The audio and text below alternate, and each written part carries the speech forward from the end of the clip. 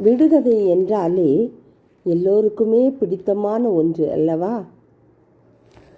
அதிலும் குழந்தைகளுக்கு விடுகதை கேட்டு பதில் சொல்வது என்றால் அவ்வளவு சந்தோஷம், உல்லாசம்.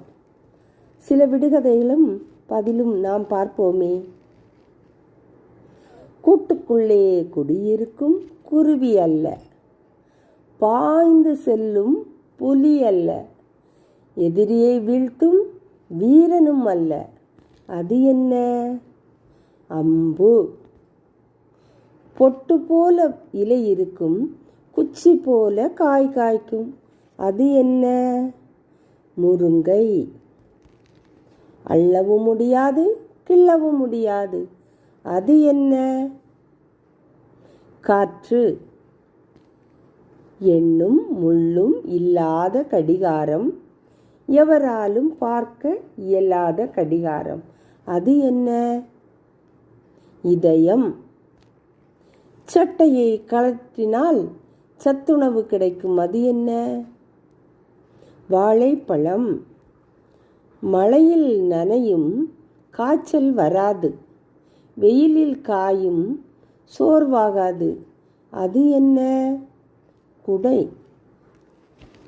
உயிரில்லாத உடலுக்கு உடம்பெல்லாம் நரம்பு, அது என்ன? பாய். சிறகடித்து பறப்பதை சமாதானத்துக்கு உதாரணம் சொல்வர், அது என்ன? புறா. இருட்டில் மினுமினுக்கும், ஆனால் நட்சத்திரம் அல்ல, அது என்ன? மின்மினி பூச்சி.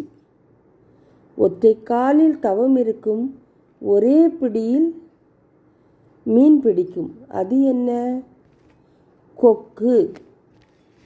என்ன விடுகதையை சுவைத்தீர்களா? உங்களுக்கு பல விடுகதைகள் தெரிந்தால் அவற்றை நீங்கள் கமெண்டில் பதிவு செய்யலாம். இந்த விடுகதை உங்களுக்கு பிடித்திருந்தால் சப்ஸ்கிரைப் பண்ணுங்க, லைக் போடுங்க, ஷேர் பண்ணுங்க.